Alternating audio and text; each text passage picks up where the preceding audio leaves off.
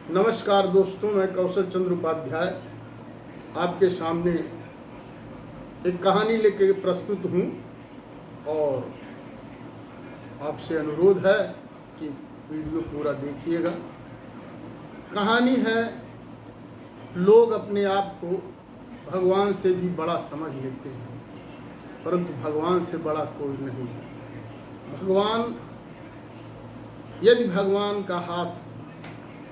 यदि भगवान की प्रसन्नता किसी के ऊपर हो जाती है तो कहा गया है, मूकं करोति वाचालं पंगुं लंघयते गिरिं यत् कृपा परहं वंदे परमानंद माधवम्। अगर भगवान की कृपा किसी के ऊपर हो जाती है, भगवान की कृपा अगर किसी मूकं करोति वाचालं, गूंगे आदमी के ऊपर हो जाती है तो उसे वो वाचाल बना देते हैं, वो बहुत ही वक्ता बन जाता है। मूकं करोति वाचालं पंगुं लंघयते गिरिं, और पंगु विकलांग आदमी जो है वो पर्वत को लांघ सकता है। इसी प्रकार से भगवान की कृपा जिस पर होती है उसे असीम सुख प्राप्त हो सकता है और असंभव को संभव हो जाता है। इस परिवेश में एक छोटी सी कहानी सुनाते हैं।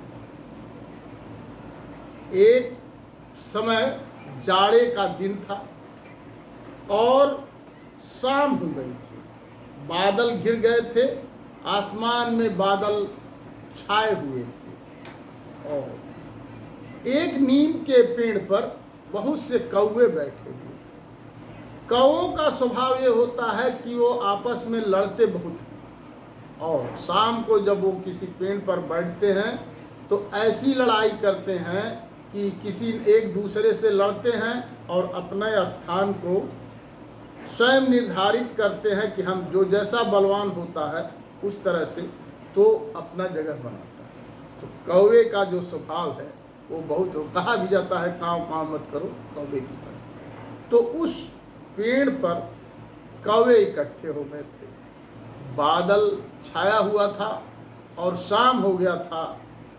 एक मैना, मतलब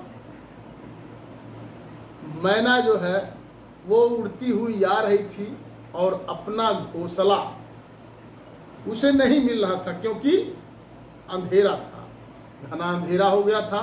और उसने कौवों से निवेदन किया कि भैया हमको जो है आज हम अपना घोंसला नहीं पा रहे हैं, इसलिए हम आपके साथ आज इस पेड़ पर आपके साथ रहना चाहते हैं और हमें आप एक स्थान दे दीजिए।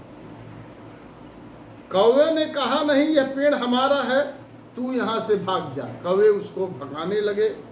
मैना बोली, पेड़ तो सब भगवान का ही है और यदि इस सर्दी में वर्षा हुई है, ओले पड़े, तो भगवान ही हम लोगों को, हमारे प्राण को बचा सकते हैं। मैं बहुत छोटी हूँ, तुम्हारी बहन हूँ, मुझ पर तुम लोग दया करो और मुझे भी यहाँ पर बैठने। परंतु कौवों ने कुछ नहीं सुना और कौवों ने कहा, अरे जा भागो यहाँ से, हमें तुम्हारी जैसी बहन की जरूरत नहीं है। तू बहुत भगवान का नाम लेती है, तू भगवान के भरोसे यहाँ से चली क्यों नहीं जाती? तू नहीं जाएगी तो हम सब तुझे मारेंगे। तो मैना डर गई। कौवे तो झगड़ालू होते ही हैं और वे शाम को, जैसा कि बताया कि वो शाम के समय बहुत ही लड़ाई झगड़ा करते हैं और उसी प्रकार से उसको वहाँ से वो मार करके भगा दिए। मैना वहाँ से भाग करके एक आम के पेड़ पर जा करके शरण ली। संजोग से रात में बहुत जबरदस्त आंधी और तूफान आया, बादल तो घिरे हुए ही थे। उस आंधी में और इतना ओले पड़े, उस ओले में कौवे का जो ग्रुप था, कौवे के समूहों में से तमाम कौवे ओलों से घायल हो गए और इधर मैना जिस पेड़ पर थी उसके पेड़ पर के एक डाल आधे पर से टूट गया उस आंधी में, और आधे पर टूटने से जब उसका आधा हिस्सा पेड़ का टूट गया तो मैना ने देखा और जो पार्ट टूटा हुआ था, जो बचा हुआ था, वहाँ एक खंडहर, फोड़र जिसे कहते हैं, एक छोटा सा फोड़र बन गया, खंडहर बन गया। तो मैना आके उसी खंडहर में, फोड़र में पेड़ के छिप गई। पूरी रात बारिश हुई, पूरी रात ओले पड़े, लेकिन भगवान ने मैना को बचा लिया।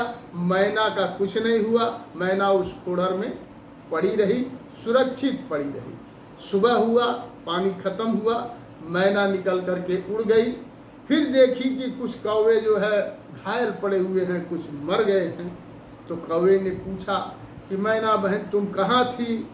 उसने कहा कि हम तो सुरक्षित थे, आप लोगों ने भगा दिया तो मैं चली गई। अच्छा ही हुआ कि आपने भगाया और मैं चली गई, मैं वहाँ सुरक्षित थी। आप लोगों की ये हालत कैसे हुई?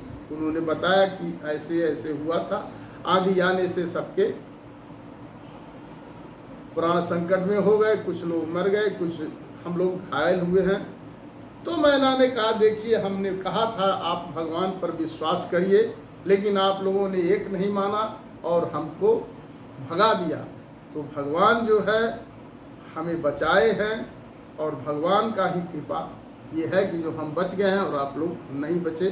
कहानी का मूल मंत्र ये है कि भगवान के ऊपर अवश्य आस्था रखनी चाहिए और अपना आस्था के साथ अपना कर्म करना चाहिए। कहानी कैसी लगी कमेंट में आप हमको ज़रूर बताएंगे। धन्यवाद।